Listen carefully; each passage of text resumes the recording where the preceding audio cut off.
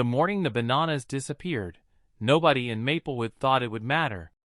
It was a calm American town where life moves slowly and predictably. At 7:12 a.m., John Miller walked into Freshway Market, reached for his usual bananas, and froze. The shelf was almost empty. Only 3 damaged bananas remained. John laughed softly and said, "Guess I'm late today." He didn't know that this tiny moment would teach the entire town a lesson about how the world truly works. Across town, Sarah Thompson stood in the same store, staring at the price tag. One banana now cost more than an entire bunch did yesterday. As a single mother, bananas were her daily solution, cheap, filling, and healthy. Her children depended on them. She felt a knot in her chest. She wanted bananas, needed bananas, but couldn't afford them anymore. Demand was strong, but her power to buy was fading. Behind the scenes, Mike Rodriguez, the store manager, was under pressure. Angry customers, empty shelves, confused staff. He knew the reason. A violent storm had destroyed banana farms overseas. Trucks arrived half full. Supply had collapsed overnight. People didn't suddenly want more bananas, but there were far fewer bananas available. And when supply drops while demand stays the same, prices rise. Mike didn't need an economics degree. He could see it happening in real time. Not everyone saw a problem. Alex Carter saw profit. He had secured a private shipment just before the shortage. He parked his truck near the market and started selling bananas at double the price. People complained loudly, but still bought them. Parents, athletes, elderly customers.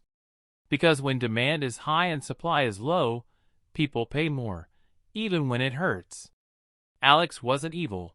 He was responding to the market. John returned that evening and watched 2 strangers argue over the last bunch of bananas. That's when the joke ended for him. He remembered his father's words. Prices don't rise because sellers are greedy. They rise because supply can't breathe.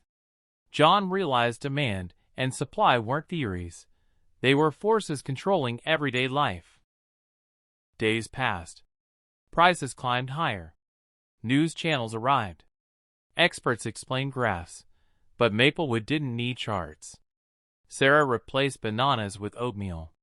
Her kids complained. She felt helpless. Demand was still there, but people were slowly stepping back, not because they wanted to, but because prices pushed them away. Demand was finally bending.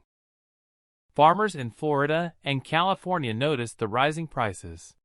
They invested more land, more labor, more effort. Suppliers worked overtime. New shipments started moving. Slowly, supply began to rise. This is the hidden beauty of markets. High prices attract new supply. Pain creates action. Action creates balance. Alex noticed his bananas weren't selling like before. He lowered his prices. Mike received a larger shipment. The price tags dropped. Not back to normal, but close enough. Sarah smiled as she bought bananas again. John didn't rush anymore. Balance was returning. Mike placed a small sign near the banana shelf. When supply falls and demand stays strong, prices rise. When supply grows, balance returns. People stopped. They read it. They understood. A banana had taught them what textbooks never could. The shortage ended. Life moved on. But Maplewood never looked at prices the same way again. Because once you understand demand and supply, you don't just see fruit, you see the invisible forces shaping your rent, your fuel, your salary, your future. And if this story helped you understand the real world a little better, like this video and subscribe to the channel. Because knowledge like this doesn't just save money, it builds power. Sometimes, the biggest lessons come wrapped in the simplest things. Like a banana.